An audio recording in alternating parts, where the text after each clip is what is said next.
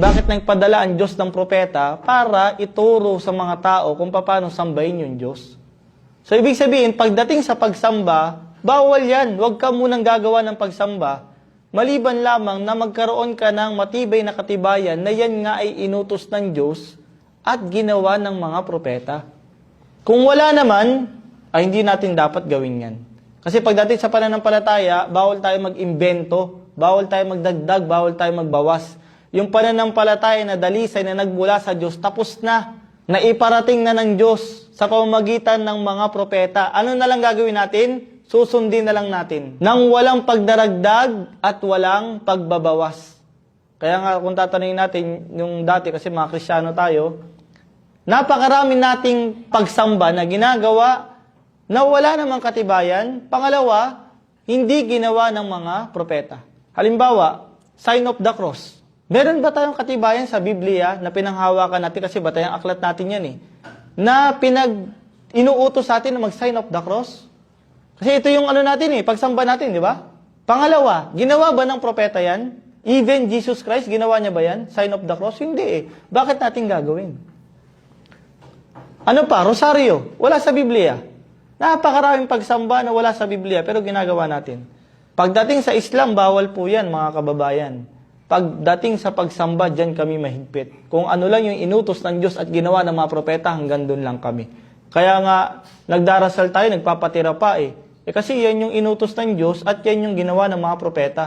May mga boses din yung ibang kapatid natin, gusto rin nilang kumanta, gusto rin nilang kumaway-kaway, pero hindi yan ang ginawa ng mga propeta, hindi natin gagawin yun. Ano pa? Naglalamay. Pinaglalamayin natin yung patay. Saan niya nakalagay? Napaglamayin mo yung patay. Nakawa natin? Ilang araw yun? Ha? Isang linggo. 5 araw. Depende kung gaano kalakas ang sugat. Yes! Hanallah. Bakit hindi siya nililibing? Kasi nga bro, kumikita pa yung mga kamag-anak dun sa taong namatay. Tsaka hindi pwede yung uhulihin ng police dahil patay. Oo, legal yun Ano pa? Imbalsa mo. Sinong propeta bro? Inimbalsa mo nung namatay. Pero sa Islam, subhanallah, napakadalisay ng pamamaraan ng Islam pagdating sa paglilibing. Kaya nga marami nagmumuslim na mga babae. Sa Islam, yung mayakap sa Islam. Bakit? Kasi nga sa Islam, ito lang yung mangangalaga sa isang babae kung paano niya pinangangalagaan yung katawan niya, pinangangalagaan niya ng Islam kapag namatay siya. Bakit? Kasi pag namatay yung babae na siya ay Muslima, pananampalataya niya Islam, hugasan siya ng asawa niya.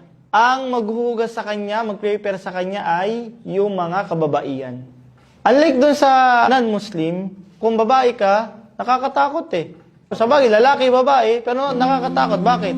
Kasi meron mga babae na pagka nilagay sa morgue, mainit pa. Ginagalaw pa bro ng mga embalsamador. Totoo yan, nababalita yan bro. At ano pa ang gagawin? Lalagariin bakal yung ulo mo, kukunin yung utak, tapos wawak-wakin yung dibdib, kukunin yung laman loob. Biro mo, nilikha ka ng Diyos ng buo, tapos babalik ka sa Kanya ng ganun. Kulang-kulang. Ngayon, tanong natin sa kanila, sinong propeta ang gumawa ng ganyan?